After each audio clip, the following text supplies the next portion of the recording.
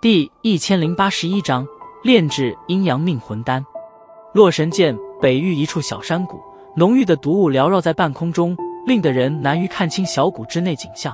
视线拉近，则是刚好能够见到几道身影立于其内，赫然正是那取得了天毒蝎龙兽魔和与精血的萧炎等人。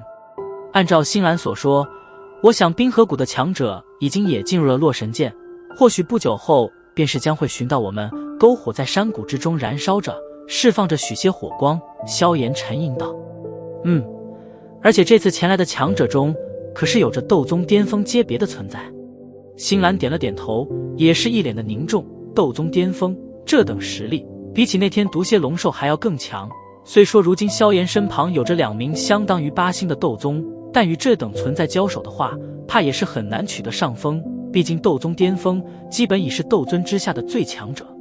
旁边的小医仙、天火尊者也是微微点头，他们对于这个层次也颇为了解，即便是以后者之傲气，也不得不承认，以他现在的状态，很难与一名斗宗巅峰相抗衡。所以在他们找到我们之前，药老先生的躯体或者小医仙的恶难毒体必须先解决，不然的话，恐怕情势会很不妙。萧炎郑重的道。闻言，小医仙与天火尊者皆是点了点头。如今的局面，若是他们2人之中随便一人能够解决问题，应该都是会实力暴增。如此一来，即便是面对冰河谷的那位斗宗巅峰，也是有了一战之力。还是想为药老先生炼制躯体吧，他以前是斗尊强者，有了肉体后，即便不能短时间恢复到巅峰实力，但进入斗尊应该不难。我这恶难毒体以前从未有人彻底控制过，虽然究竟在控制后会出现何种情况，我们都不清楚，所以我建议还是要老先生优先。小医仙略作沉吟，旋即认真的道。听得小医仙的分析，萧炎也是面露沉吟之色。先帮天火尊者的话，倒的确是最为保险之事。恶难毒体乃是天地奇体，爆发时连斗尊强者都是必须暂避锋芒，若是你能够将它控制，想必成就将会极为惊人。天火尊者抚了抚胡须，缓缓的道。药老先生倒是过奖了。小医仙抿嘴轻笑。小医仙说的也对，先为药老先生炼制躯体，方才能够解去此次的危机。萧炎点了点头，终于是下定了决心，沉声道：既然如此，那便先解决药老先生的问题。我现在便动手炼制阴阳命魂丹，在这期间，你们帮我护法，也不要过多外出，免得引来一些麻烦。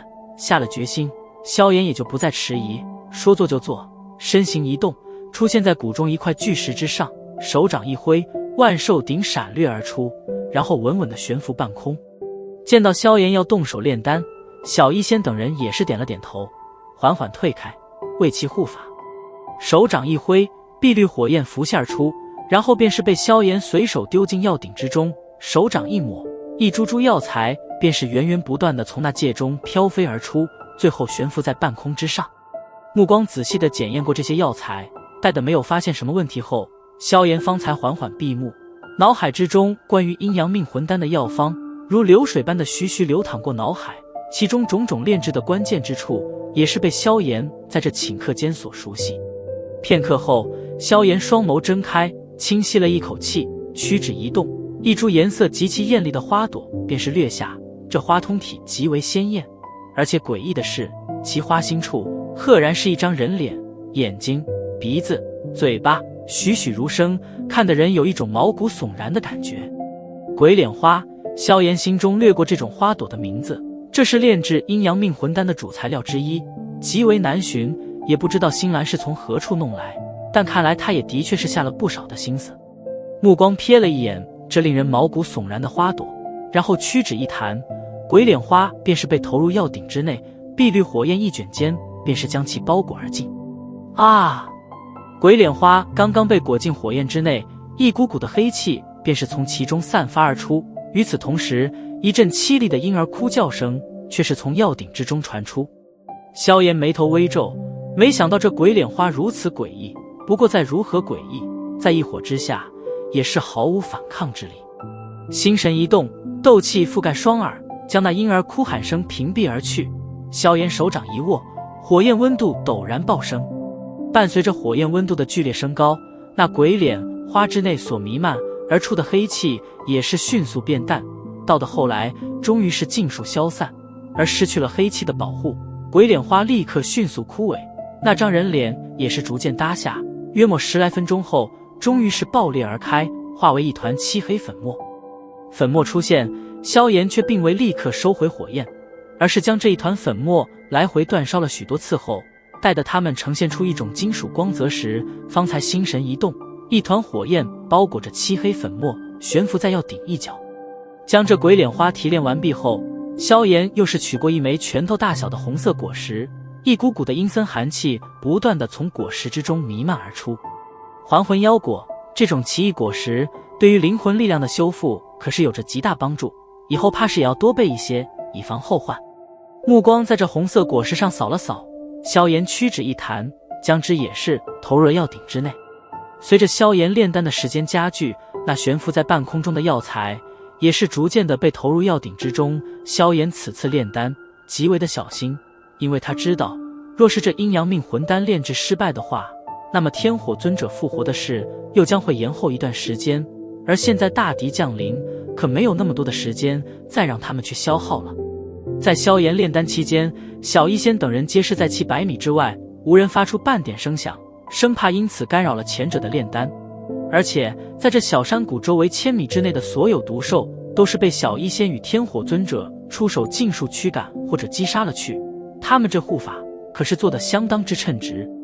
而在萧炎闭关炼丹中，时间也是飞速流逝，一转眼便是2天时间过去。洛神剑偏南之所，也正是当初那天毒蝎龙兽所在的区域，因为天毒蝎龙兽被萧炎等人解决，此刻的这里一片寂静，已经再没有了当初的那种毒气缭绕的情况。那巨大的石堡也是显得格外的空旷，再没有了天毒蝎龙兽所居住时的霸气。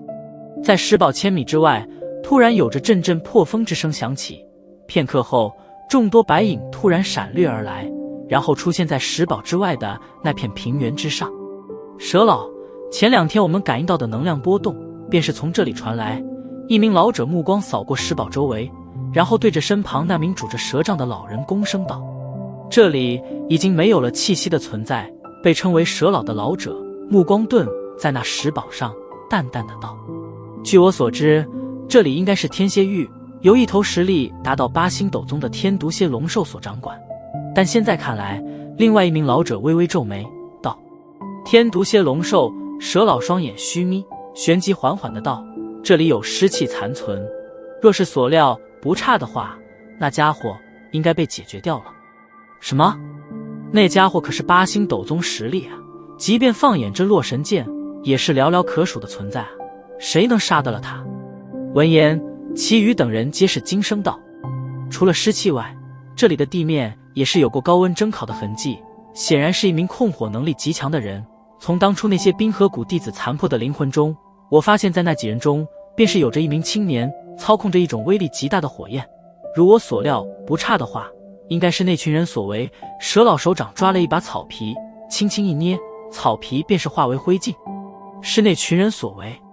他们这么强？其余3名白衣老者闻言，脸色皆是一变。那可是8星斗宗啊，能够那般轻易的将兵符3人击杀，能与8星斗宗相战，又有什么奇怪的？